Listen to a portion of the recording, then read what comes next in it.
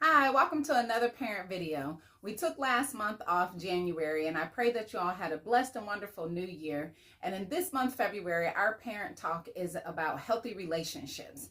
I want to share a story that I heard about a family dinner. It was around New Year's, and the parents were facilitating a conversation about looking back at the last year and looking ahead at the new one.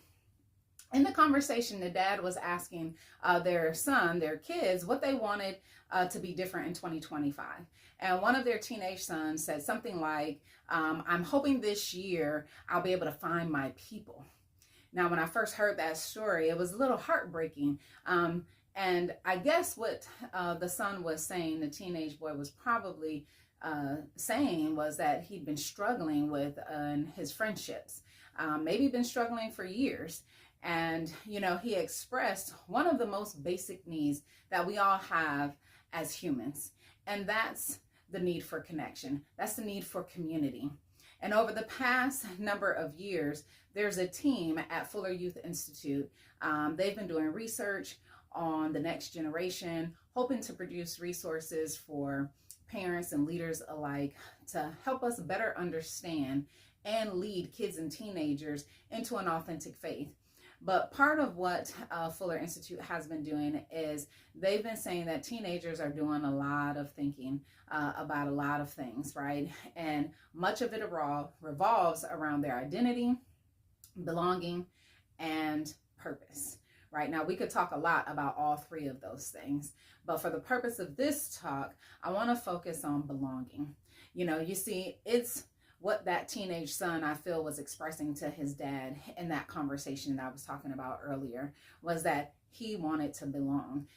He wanted to find what some people may call their tribe, their peeps.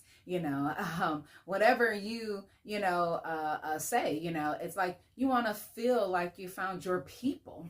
And as parents, I believe we all want our kids to find their people, right? And I know that we probably hope that we, their family, are their first people, but we have to realize that they all have a need as well to belong and to find their peers, that peer group. And so they need to have good friends, and they need to have healthy relationships in order to fulfill or have that fulfilling life that God has called for them to have. Now, I've watched my two kids, who are both adults now, go through seasons in life where they might have had some good people, right? And where they might not have had really good people, good friends in their life.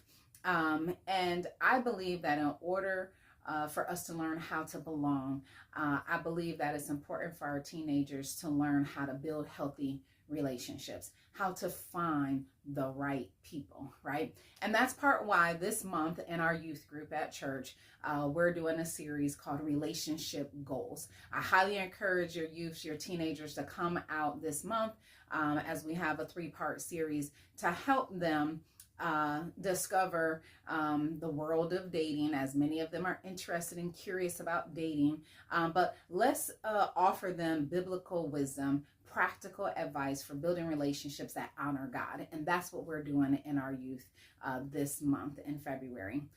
There's a speaker, an author, a pastor by the name of Stuart Hall, who said a quote like this. He says, "Your friends will determine the quality and the direction of your life." Now that's deep. I'll say it again. Your friends will determine the quality and the direction of your life. So I've said something similar like this to my kids when they were growing up, that birds of a feather flock together. Show me your friends and I'll show you your future, and so it's really powerful and important who our children hang around, who is in their circle of friends. And so, they know it's true. They might have got sick of me saying that when they were younger, so much so that they probably rolled their eyes. But this comes from scripture. And so it comes from Proverbs 13:20, which says, he who walks with the wise grows wise, but a companion of fools suffers harm. Now, who wants to intentionally suffer harm? I would pray no one, right? So I want to encourage you as parents to do a few things as you seek to help your teenager not just have healthy relationships, but learn how to build and maintain them. So first, help them understand the importance of picking good friends, right? We all know that teenagers sometimes pick their friends based on wanting to be in the in crowd, right? Wanting to build a reputation, but help them see that finding trustworthy friends who are walking in a healthy direction is most important, right? It's most important. And so I'll assume, I pray it's safe to assume that we all want our children, our youth, to have an authentic relationship with God, right? And be growing in that relationship. So let's help them pick friends who are on that path. You know, I pray that they can find those types of relationships right within our church group, right? So as they come to church, as they come to youth services, come to First Wednesday, right? Get involved in what we have at the church, whether it's youth group, youth camp, small groups, they'll be able to find those types of friends within our church. They'll find them in Christian groups at their schools or find them in a small group. But just help them to understand that their friends will determine the quality and the direction of their life. So secondly, as parents, I would say model what it looks like to build and have healthy relationships. Come on, they're watching us, right? We can't just tell them one thing and we're living a totally different life that's contrary to the word. So if our teenagers know that you have friends, see that we have friends who pull us away from the faith and the right walk and derail us from doing what God has called and told us to do, then they might just think that this whole talk about healthy relationships is just a waste of time, right? So we want them to see healthy relationships in our relationships. So build healthy relationships yourself and let your kids know how important those relationships are to you. And next, I would encourage you to pray, right? Pray for your kids. Pray for them to see the importance of relationships. Pray for them to have discernment. How important is that for them to know what is a healthy and an unhealthy relationship or someone who's just not good for them?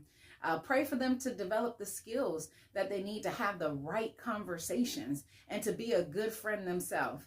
A lot of these things we're talking about this month in youth group. So follow up with those questions that we send you.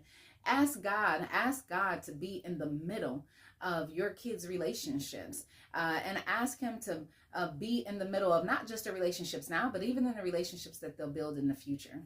And so finally, I would say do everything you can to build and maintain a healthy relationship with your teenager now, regardless if they're a preteen, if they're just starting high school, or even if they're in their last year of high school. Work to build and maintain a healthy relationship with your child. You know, help them experience it with you. Help them know what a healthy adult-to-adult relationship looks and feels like. So when they become adults, they'll want that too. But obviously the parent-to-child relationship, that has different dynamics. But I would argue that the principles to building healthy relationships are kind of the same. So we all want to belong. We all want to find our people, right? And we all want to have healthy relationships. So help your teenagers in this area of life and watch them grow and develop as they have the relationships they need. So I thank you for tuning in and watching this month's parent video. I pray that it blessed you. As always, if you have any questions, feel free to reach out as I'm available. And I appreciate you all allowing me to come alongside to help you raise this next generation. God bless. Until next time.